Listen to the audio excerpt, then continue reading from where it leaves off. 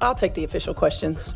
There wasn't an explanation for the tech that she got. I think it was pretty obvious that stuff was brewing, right? When the officials don't get control of the ball game, when they allow that stuff to happen, and it's been happening all season long. All season long. It's not just this game. It's been happening all season long. This is what happens, right? This is what happens. You've got competitive women who are the best in the world at what they do, right? And when you allow them to play physical and you allow these things to happen, they're going to... There's an undeniable undercurrent of tension swirling behind the scenes at ESPN headquarters, a tension that's been building quietly, but with increasing urgency. Inside those walls, top executives are holding urgent, high-stakes meetings far from the eyes of the public and the media. The subject of these discussions is the WNBA and, more specifically, the league's current trajectory, the treatment of its star players, and the fragile economic and strategic foundation on which its future rests.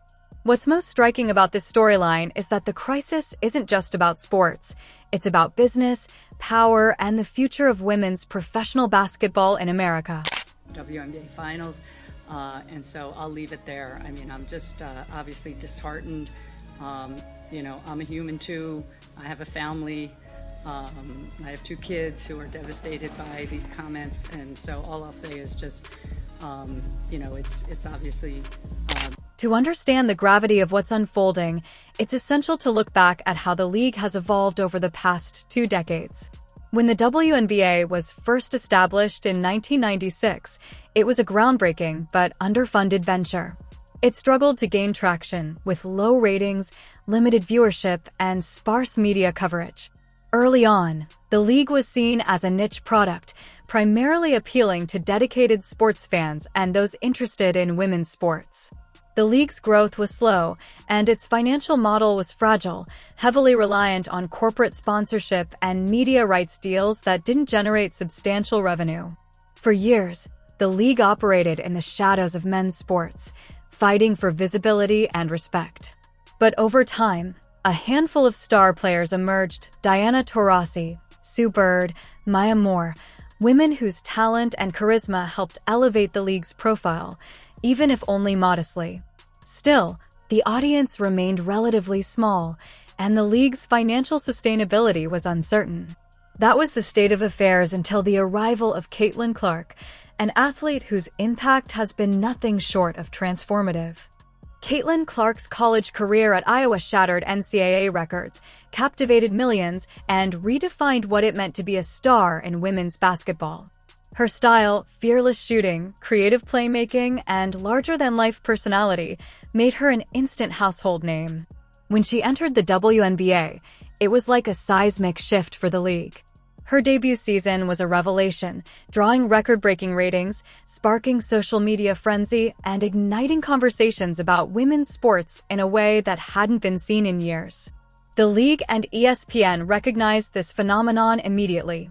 They saw that Caitlyn wasn't just a player.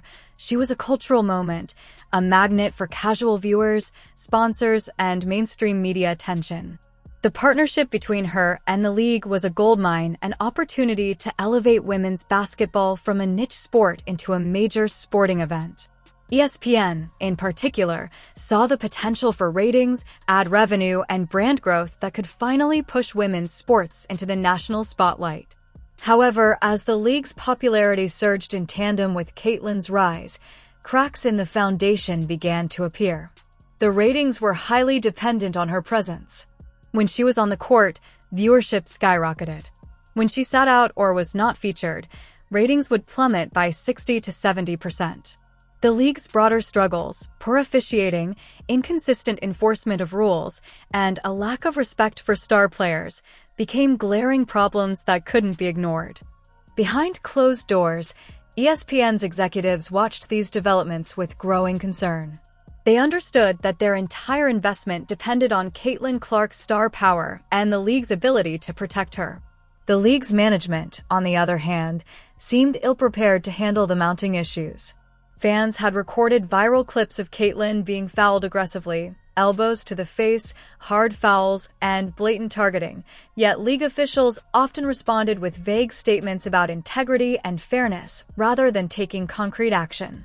The disparity between the league's official stance and the reality on the court was stark. What made the situation even more precarious was the league's apparent indifference to the safety and well-being of its most valuable player. Caitlyn was being targeted, and fans captured these incidents in real time.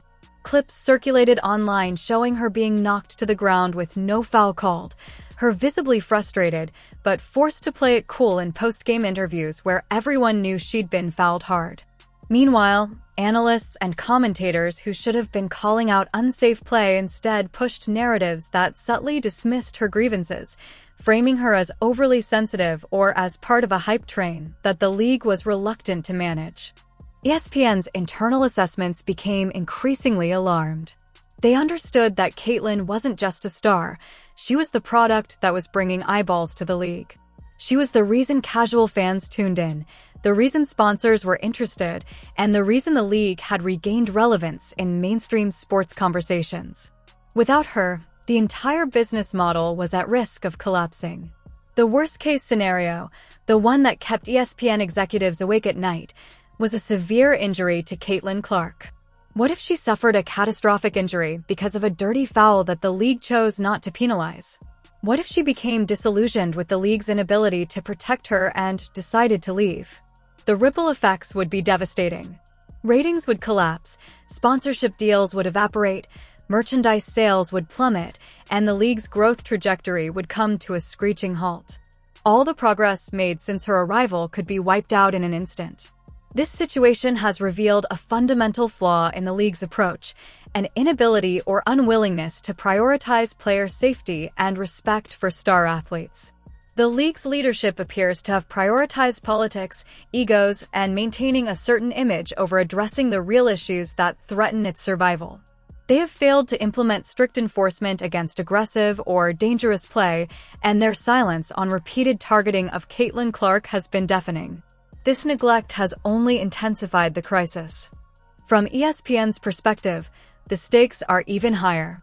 Their investment in the league is not just about broadcasting rights, it's about building a sustainable, profitable enterprise centered around a marketable, compelling star. If Caitlyn leaves or is sidelined for an extended period, the ratings will return to pre-2024 levels or worse. The league's entire value proposition depends heavily on her presence. That's why ESPN has begun quietly exploring contingency plans, measures that could include reducing their involvement, broadcasting fewer games, or shifting coverage to less visible platforms. Sources close to the network reveal that the situation has become a delicate balancing act. On one side, they see the league's potential to grow if it manages to protect its stars and improve its governance. On the other, they recognize that the league's current management is incapable of making the necessary reforms. The league's leadership has been accused of dragging their feet, dismissing concerns, and prioritizing political correctness or image management over actual safety. The core of the crisis is that ESPN's investment was predicated on a specific outcome: Caitlyn Clark's star power driving ratings and revenue. They paid handsomely for the rights to broadcast her games and to be part of her rise. But they did not sign up for a league that allows its players to be targeted, disrespected, or put at risk with little consequence. If the league cannot ensure her safety and respect, then the entire investment is at risk. This has led to a tense atmosphere where legal teams are involved, negotiations are ongoing, and the threat of breach of contract looms. ESPN's lawyers are examining clauses in their agreements that could allow them to pull out if the league fails to uphold its end of the bargain, namely, protecting its players and ensuring compelling, safe games. The league's management faces a stark choice: reform and prioritize player safety, or risk losing their biggest revenue partner altogether. The potential fallout is enormous. If ESPN decides to walk away, the league could face a financial catastrophe. The current TV contract, valued at around $200 million, is the league's lifeline. It funds marketing, facilities, travel, and salaries. Without that revenue, teams could fold, players could see their paychecks cut, and the dream of professional women's basketball could be dashed. Other sponsors and advertisers would likely retreat, further compounding the league's financial woes. In such a scenario, the league's future would be uncertain at best. The league might try to survive by downsizing, shrinking into a niche sport with less visibility and fewer resources. Alternatively, it might try to rebrand, seek new broadcasters, or overhaul its management, though these changes would take time and might not be enough to salvage the current momentum. Meanwhile, ESPN's internal discussions reveal that they're weighing all options carefully. They might attempt to pressure the league into reforms, demanding stricter enforcement of rules, better protection for star players, and a commitment to safety. If the league refuses or drags its feet, ESPN could choose to reduce their involvement further or even terminate their contract entirely.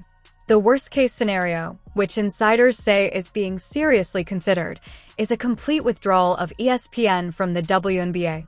Such a move would be catastrophic, not just for the league, but for women's sports as a whole.